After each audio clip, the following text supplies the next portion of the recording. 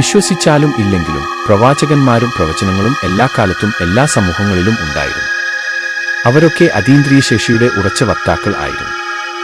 ബൈബിളിലെ അവസാനത്തെ അധ്യായമായ വെളിപാട് പുസ്തകം ലോകാവസാനത്തെക്കുറിച്ച് യോഹന്നാനുണ്ടായ പേടിപ്പെടുത്തുന്ന ദർശനങ്ങളാണ്. എന്നാൽ 15-ാം നൂറ്റാണ്ടിൽ ഫ്രാൻസിൽ ജീവിച്ചിരുന്ന മൈക്കൽ ഡി നോസ്ട്രഡാമസ് എന്ന ഡോക്ടർ ഇന്ന് മനുഷ്യയുക്തിക്കു മുന്നിൽ ഒരു മഹാവിസ്മയമായി മാറിയിരിക്കുകയാണ്. പ്ലേഗ് എന്ന മഹാമാരിയുടെ നിവാരണത്തിനായി സ്വന്തം ജീവിതം ഒഴിഞ്ഞുവെച്ച ഡോക്ടർ ആയിരുന്നു നോസ്ട്രഡാമസ്. അങ്ങനെയിരിക്കെ സ്വന്തം ഭാര്യയും മകളും അതേ മഹാരോഗത്തിന് ഇരയാവുന്നത് ആ ഹതഭാഗ്യൻ നിസ്സഹായനായി നോക്കി നിൽക്കേണ്ടി വന്നു. അതോടെ താളം തെറ്റിയ മനസ്സുമായി ആ ജീവിതം സ്വയം വിസ്മൃതി എന്ന മഹാപദ്യത്തിലേക്ക് നീങ്ങിത്തുടങ്ങി. സർവ്വതും വിട്ടെറിഞ്ഞ് ഒരു ചുറ്റിയുള്ള നടപ്പിനിടയിൽ ദൃശ്യങ്ങളായി മനസ്സിൽ തെളിഞ്ഞുവന്ന മനുഷ്യവംശത്തിന്റെ ഭാവികാല സംഭവങ്ങൾ നോസ്ട്രഡാമസ് കവിതകളായി കുറിച്ചിട്ടു. 10 വാല്യങ്ങളിലായി കുറിച്ചിട്ട 942 4 വരി കവിതകൾ. ആ കവിതകളിലൂടെ ഭൂമിയിൽ സംഭവിക്കാൻ പോകുന്ന പല പ്രധാന സംഭവങ്ങളും നോസ്ട്രഡാമസ് ദീർഘദർശനം ചെയ്തു.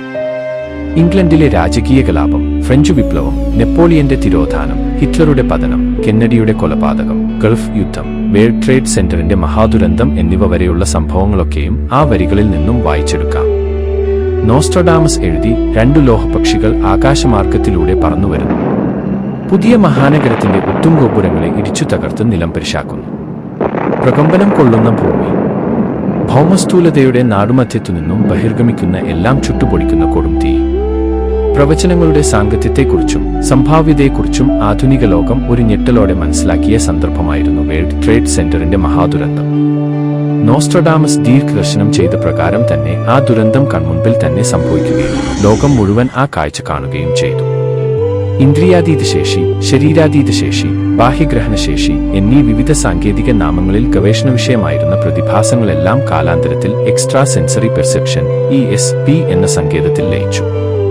മനുഷ്യമനസ്സിന്റെ ഈ അദ്ഭുത പ്രതിഭാസത്തെക്കുറിച്ചുള്ള ഗവേഷണം പാരാസൈക്കോളജി എന്ന ശാസ്ത്രശാഖയുടെ അടിസ്ഥാന ഗവേഷണ വിഷയമായി മാറി. അതോടെ എല്ലാ മനുഷ്യരിലും ഇന്ദ്രിയാതീതശേഷിയുടെ അസ്തിത്വമുണ്ടെന്നും ആർക്കും അത് പരിശോധിച്ചു കണ്ടെത്താനാകുമെന്നും തുറന്നു പ്രഖ്യാപിക്കാൻ പാരാസൈക്കോളജിസ്റ്റുകൾക്കു ഇന്ന് കൂടുതൽ ധൈര്യം വന്നുകഴിഞ്ഞു. Thank you for watching. Stay tuned for the next episode. Goodbye.